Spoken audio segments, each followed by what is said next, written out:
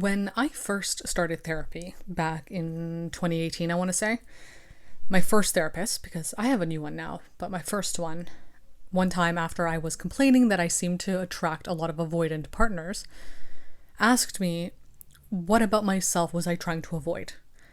And that question really stuck with me since then. Now, obviously, it's something I still struggle with, something I still have to truly understand. These awarenesses and questions and thoughts, they don't sink in immediately, right? It takes a while for you to process and reprocess and think about again to truly internalize it and then implement it in a way that allows you to live in alignment with the things you want in life. So it's something I'm still working on. And it's manifested in my life in other ways as well. And I want to talk about those a little bit today because I think if you are recognizing avoidance in your life, and I mean avoidant people maybe gravitating towards you, or things in your life not working out the way you want them to, like they're avoiding you in a way, when there's a level of avoidance in your life, I think it's important to ask yourself if there is something about you that you're trying to avoid. Because I know that this is true for me. There are many times where I recognize that things are not flowing, they're not aligning, they're not gravitating towards me in a way that is open and vulnerable, because there are parts of me that I am not choosing to see. We tend to attract, and not only attract, but we tend to gravitate towards people or circumstances that mirror the energy we're giving off. So if we are in a state of avoidance internally, that's what we're going to gravitate towards. That's what we're going to choose to let enter our lives.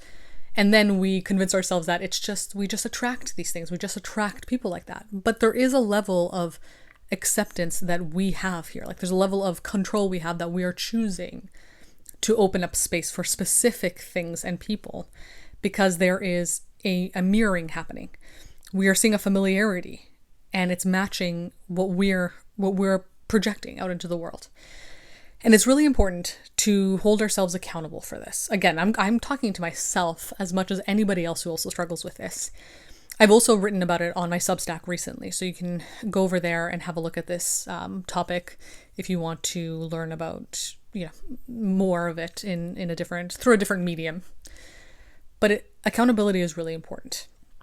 We have to hold ourselves accountable and recognize that sometimes, not always, of course, because things happen in life that we can't control, but sometimes our circumstances, the things that are happening, the things that are unfolding, the things that are gravitating towards us and that we're allowing in, are things that are mirroring a state of being that we have.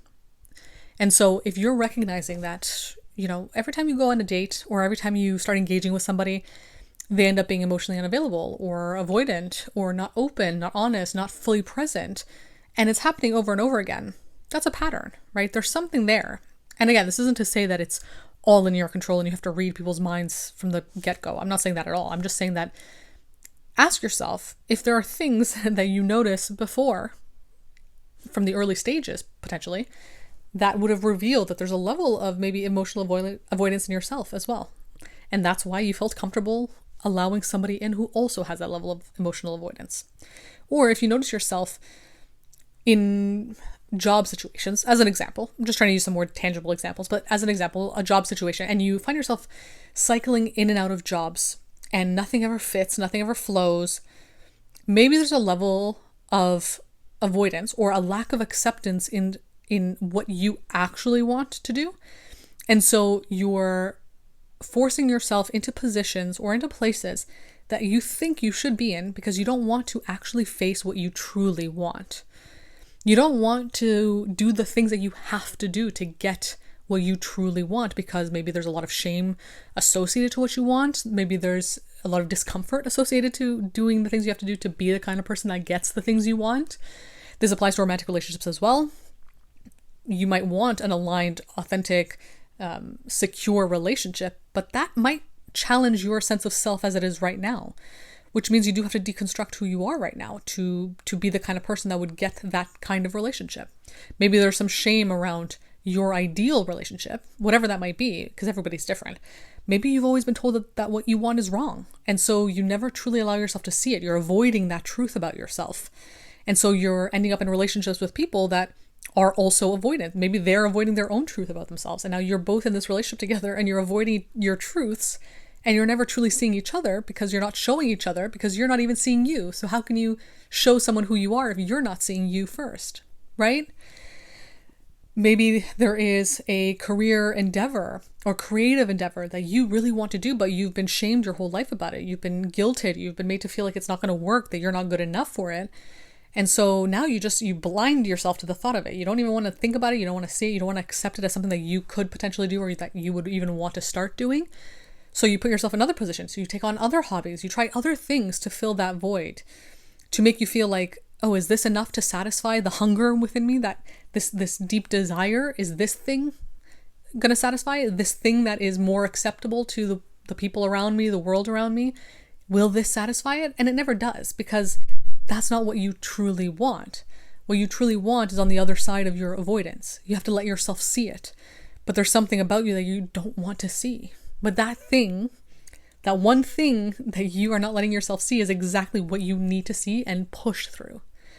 And the tricky thing about avoidance as well is that it can masquerade as anxiety. You might not relate to the idea of being an avoidant because maybe in relationships you hyperfixate on people. You are willing to do whatever you need to do to get that person or to make it work, or even in other jobs, hobbies, whatever. You're willing to do whatever. You're over eager in many ways. You have an anxiety about it.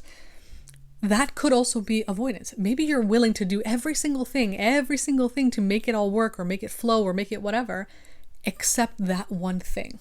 And that's why maybe things aren't flowing the way you want them to. Maybe that's why things aren't aligning the way that you truly would want them to feel in alignment. That one thing, that one scary, uncomfortable thing that you don't want to look at or see about yourself. And I'm not saying this is easy to do. It is the hardest thing. It's the most terrifying thing, because that one thing, there's something around it. There's like barbed wire around it. It makes it hard to get to because there's something internally that you've been told is off limits. You can't do that. You can't think about that. Don't even approach it. Avoidance is a tool, right? It's trying to protect you. The avoidance, if you feel a sense of avoidance towards something, it's not a sign that that there's danger, right? It's just a sign that it's trying to protect you from a potential danger. It doesn't mean that there necessarily is. It's important to understand the difference between the two. It's something I've had to work on a lot and I'm still struggling with. But when I notice avoidance towards something, I have to really question, what is it about this thing that is so scary? And what's so scary about living in alignment with your potential, or meeting your potential, or getting the things you want? What's so scary about that stuff, right? What are the narratives around it? Who made you feel that way? Do you believe it? Do you want to believe it? Like there's so many questions that have to happen for you to break through that wall of avoidance. But when you notice the avoidance, it's important to really question what's happening there and ask yourself, okay, why don't I want to see this thing? The way I like to envision it is like a GPS. When you take a wrong turn on your journey, the GPS will recalculate and send you back to where it thinks you need to go, where you told it you want to go.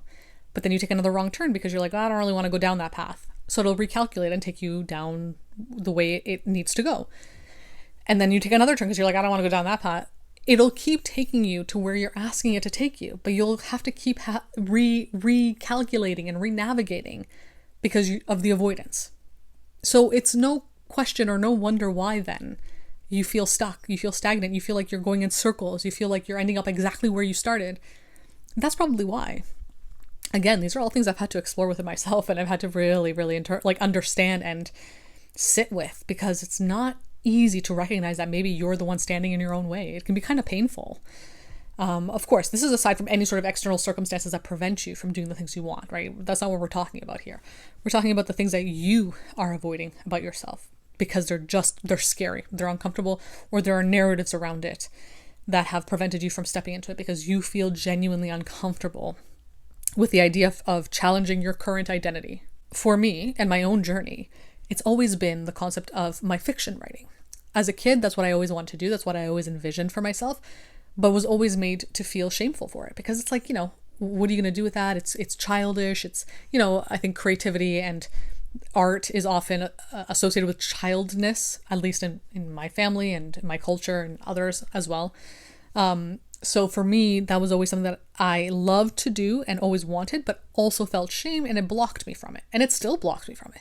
Even to this day, despite having a creative platform where I make content like podcasts and videos, all that stuff is easier to do than the one thing that I set out to do when I first started my creative journey, which is write fiction. There's something more vulnerable about it. And I've had to really sit and think about that and question this vulnerability, this feeling of raw tenderness when I try to touch it.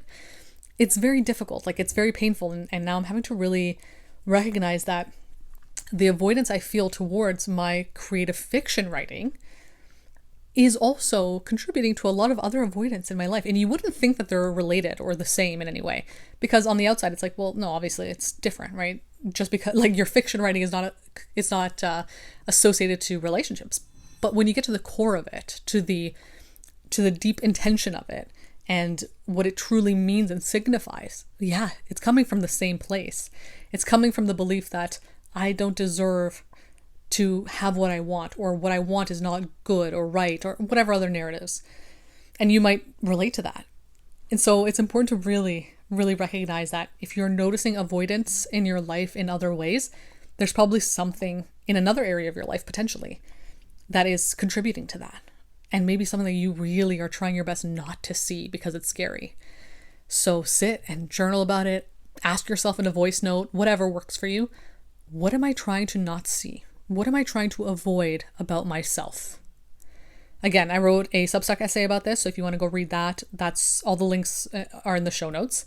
So my TikTok, my Instagram, and also if you want to work with me one-to-one and talk about these things in more detail and bounce ideas off of each other, you can book a call over on my website. Other than that, thank you for listening, and I'll be back again soon with another episode.